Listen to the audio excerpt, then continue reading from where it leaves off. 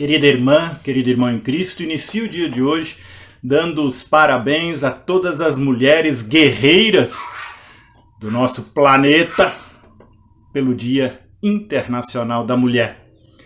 Você sabe a origem do dia 8 de março? Há duas histórias distintas, mas a gente não precisa, entre aspas, brigar por qual evento realmente foi o responsável pelo dia da escolha do dia 8 de março para ser o Dia Internacional da Mulher. O primeiro evento triste aconteceu numa fábrica têxtil em Nova York. Naquela época, no início do século XX, as mulheres trabalhavam 14 horas por dia. Eu vou repetir, 14 horas por dia. E recebiam um salário entre 6 e 10 dólares por semana. Eu vou repetir. 6 a 10 dólares por semana. Isto significa menos de $1 para algumas mulheres por dia. Por um trabalho de 14 horas diários. E elas então resolveram fazer uma greve nessa fábrica. E um dos motivos era, obviamente, a quantidade de horas. Outro motivo era o salário baixíssimo. E um terceiro motivo é que não podiam levar seus filhos, suas filhas pequenas, E com quem deixar? E esses eram, então, os três grandes problemas. Fizeram uma greve e os donos da fábrica trancaram essas mulheres dentro da fábrica e botaram fogo. Mais de 146 pessoas vieram a morrer nesse incêndio. Disse que apenas 20 eram homens e todas as outras 126 eram mulheres. Outro fato que outras pessoas dizem que deu origem ao dia 8 de março, esse aconteceu realmente no dia 8 de março, então também tem muita lógica, Mas independentemente, foi na época da Revolução Russa, em 1917, que foi marcado por muitas manifestações públicas contra o czar daquela época, o czar Nicolau II. E mais de 90 mil mulheres operárias percorreram as ruas protestando contra decisões desse czar, o Nicolau II, e reivindicando melhores condições de trabalho e de vida. Bem, com tudo isso dá para ver de que no início do século XX, muitas mulheres sofriam demais da conta. Tinham que trabalhar como escravas, quase que como escravas, eu diria que é a mesma coisa, Não tinham dignidade nenhuma e, pior, hoje em dia não vejo muita diferença. Conheço muitas mulheres que seus maridos simplesmente as abandonaram. Maridos que não fazem absolutamente nada para ajudar na educação de filhas e filhos. Conheço muitas mulheres que vivem sozinhas com suas filhas e filhos porque o marido simplesmente as abandonou, simplesmente foi arrumar uma outra mulher. São mulheres guerreiras, são mulheres que lutam no dia a dia para uma qualidade de vida melhor para suas filhas e filhos e para ela mesma. E para isso, muitas vezes, a jornada é dupla ou tripla, Trabalho em 2 empregos diferentes e ainda tem que fazer todo o trabalho em casa, tem que cuidar das suas crianças. Bem, em todo caso, se a gente olhar para essa realidade nossa no dia a dia, a gente percebe que ainda existem muitas, mas muitas mulheres que sofrem bastante. E nós, como cristãs e cristãos, temos a obrigação de nos colocar ao lado destas mulheres que sofrem. Por que eu digo obrigação? Simplesmente porque quem se diz cristã e cristão segue os passos do Mestre. Olha o que Jesus fazia e procura repetir isso de forma atualizada nos dias de hoje. Eu gosto de observar que Deus... Bem, eu preciso dizer isso, Assim, vou resumir, por favor, não me interpretem de forma errada. Deus não é homem. Deus não é mulher. Deus, Pai, mesmo que tenha esse título, ele é um ser que não tem sexo. Ele não é sexo masculino.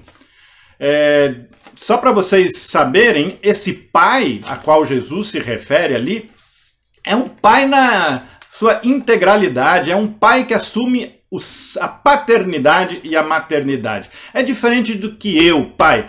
Eu, junto com Noemi, somos responsáveis por gerar novas criaturas neste mundo, né? Filhas e filho. Deus, Pai, não gerou dessa forma como nós nenhum ser. Ele é o Criador. Sim, quando Jesus Cristo vem a este mundo, acontece um milagre fabuloso onde Deus se faz ser humano. Jesus Cristo, sim, era do sexo masculino enquanto esteve conosco aqui. Mas a trindade como um todo, não é possível a gente pensar que seja um ser sexuado, isto é, que tenha um sexo, seja masculino ou feminino. Mas as palavras sempre têm um artigo feminino ou masculino no português e em outras línguas, como no inglês, no alemão, ainda tem um artigo neutro, né? Eu só quero dizer com tudo isso de que eu não vejo que Deus é um pai masculino e que não possa ser uma mãe feminina. Eu só estou dizendo que Deus, em seu ser supremo, assume tudo o que é ser um pai ou uma mãe. Ele mesmo diz isso lá no Antigo Testamento, quando lá em Isaías, capítulo 66, versículo 3, ele diz o seguinte: o Senhor responde, será que uma mãe pode esquecer o seu bebê? Será que pode deixar de amar o seu próprio filho? Mesmo que isso acontecesse, eu nunca esqueceria vocês. Deus está simplesmente dizendo, olha, uma mãe jamais poderia esquecer seu filho. Então, mesmo que ela viesse a esquecer, eu jamais vou me esquecer de vocês. É um jeito materno de Deus se revelar ao seu povo, ao povo de Israel. Também lá em Isaías, capítulo 66, versículo 13, diz o seguinte: como a mãe consola o filho, eu também consolarei vocês. Eu os consolarei em Jerusalém. Novamente aí uma marca bonita de Deus dizendo, olha, assim como uma mãe cuida, eu também cuido do meu povo. E aí eu quero olhar para Jesus Cristo, o que ele fez para nós termos ele como alguém para olhar como ele agia e agirmos da mesma forma. Você se lembra daquela história onde uma mulher ia ser apedrejada porque foi pega em flagrante adultério? Cadê o homem que participou desse processo do lado delas para ser apedrejado? Mas só a mulher foi colocada ali em redor, no centro de um monte de homens que estavam prontos para matá-la a pedradas. E aí Jesus, o que ele vai fazer? Ele simplesmente vai defender esta mulher. Ele vai se agachar no chão, escrever com o dedo alguma coisa no chão que ninguém sabe o que foi, e aí ele vai dizer, olha, quem nunca pecou que atire a primeira pedra. Eu acho que é um exemplo bonito. Esta mulher errou? Sim, assim como o homem que adulterou junto com ela também errou. E Jesus vai ao encontro desta mulher e a defende, mesmo com o pecado dela. Nós, como cristãs e cristãos, também devemos olhar dessa forma para as pessoas que cometem erros e defendê-las, porque o amor de Deus é muito maior do que este pecado cometido. E não existe pecado humano que faça com que Deus diga, essa não tem jeito, não tem como perdoar. Qualquer pecado, Deus tem o desejo de perdoar. Esta mulher teve a oportunidade de continuar viva simplesmente porque Jesus se colocou ao lado dela.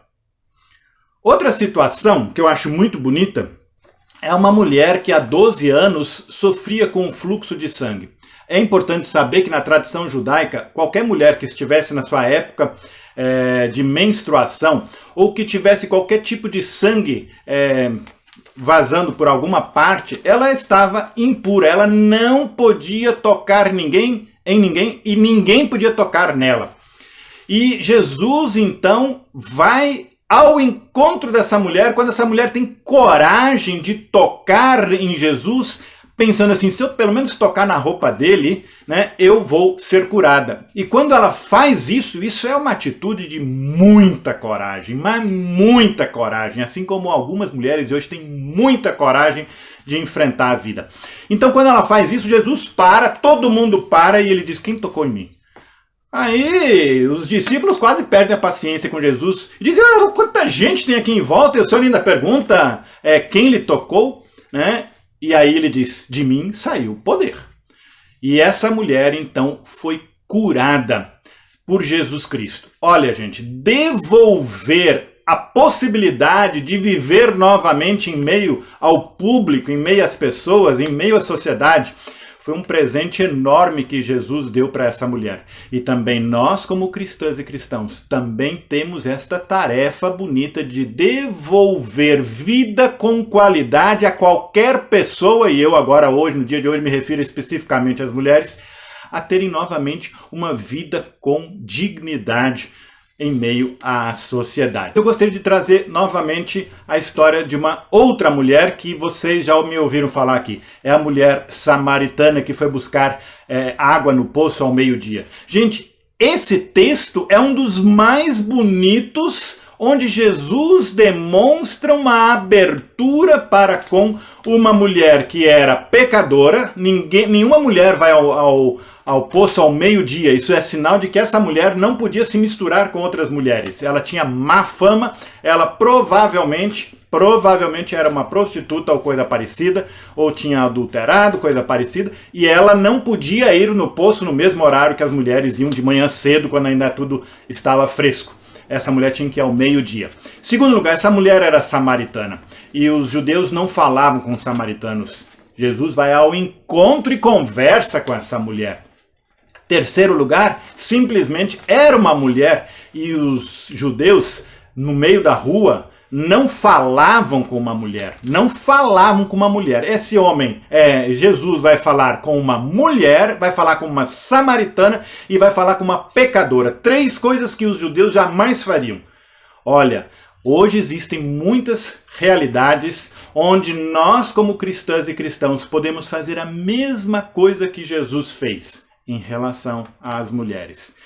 Eu quero então desejar que não seja apenas esse dia, o Dia Internacional da Mulher, mas que elas possam sentir em nós homens e em outras mulheres alguém em quem elas podem recorrer quando se sentirem menos gente, menos ser humano, menos mulher, e que a gente possa se esforçar em fazer com que esta mulher ou estas mulheres tenham o direito de se sentir um ser humano, criatura de Deus, que tenham o direito de se sentir mulheres valorizadas. Uma das coisas mais bonitas do projeto Diaconal Thalita Cumy é essa valorização destas mulheres tão sofridas na sua caminhada do dia a dia. Então eu desejo não um feliz Dia Internacional das Mulheres, mas um abençoado ano na caminhada conjunta entre mulheres e homens, homens e mulheres, de forma especial no âmbito onde nós olhamos como homens, muitas vezes preconceituosos, olhamos para Jesus e percebemos o que ele fez e façamos a mesma coisa em relação às mulheres sofridas no dia a dia no nosso entorno. Um abençoado dia e semana para você.